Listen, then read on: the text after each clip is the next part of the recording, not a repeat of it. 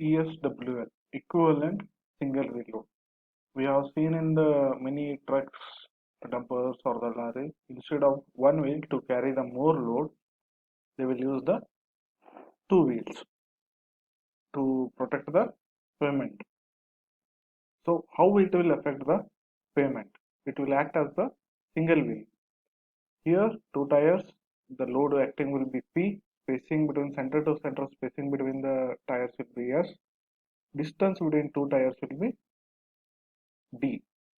To carry the maximum load within a specified limit and to carry the greater load, dual wheels or dual tandem assembly. Dual tandem assembly means in rear you have the single axle is the single tandem. If you have the number of the tandems or the axles increases, it will be dual tandem or multi-axle or the multi-tandem assembly we call it is oftenly used.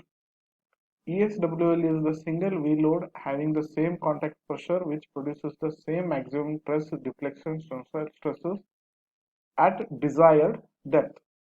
The thing is we have to find out this desired depth. Here up to the depth d by 2, that is the clear gap between the two wheels, up to the depth d by 2, the loads acting is P. Whatever the load on the wheel, it is directly acting. It is single wheel load only, not dual wheel, single wheel load. That's why we require the more harder surface courses. D by 2 means it is normally surface courses. After depth d by 2 or at the depth d by 2, the surfaces or the load distribution will overlap. For easier understanding, we will take the load distribution is acting at 45 degrees. The load distribution is acting at 45 degrees. Up to the depth 2s. 2s means the spacing between centers of the wheels. Up to the depth 2s, the load will vary. After the depth of 2s, the load will be 2p. That is 2 times of the whatever the load acting on single wheel, 2p. That will be equivalent single wheel load.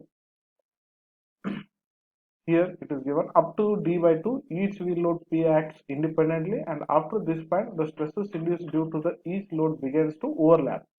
That is due to the this wheel and this wheel, it will goes on overlapping.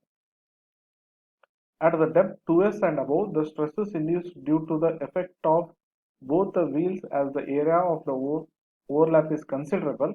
So the total stresses due to the dual wheel load at any depth greater than 2s is to be equivalent single wheel load of magnitude 2p. That is, if it is 4000 kgs, above 2s it will be 8000 kgs. Up to d by 2 it is 4000 and 4000 kgs.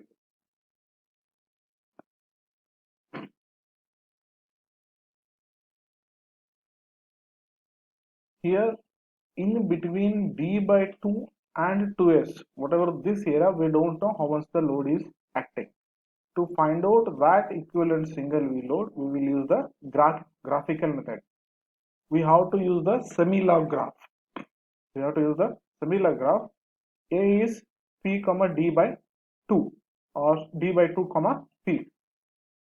X-axis thickness and Y-axis is equivalent single wheel load. I told above the depth or at the depth of 2s, the wheel load will be 2p. S being the center, d by 2 is the distance between the tires.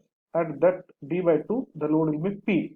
In between these thickness, we have to draw the linear line. In between, wherever we require the thickness, we have to draw the line. We can find out the load. What is the load acting at that point or at that layer? Based on that, we can design that layer.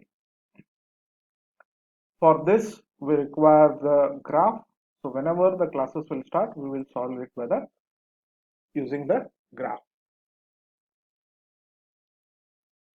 Again, this is the typical structure of flexible pavement. Here we can see the subgrade, subbase, that is granular subbase, is structural component, and it is the drainage layer, base course. Nowadays, maximum we will use the WMM, that is wet mix macadam. Sometimes we will use the WBM, that is waterborne macadam also. binder course and surface course. Sometimes combinedly this in the above figure I told it as surface course. Here it is the binder course and surface course. DBM means dense bituminous macadam. BC means bituminous coarse.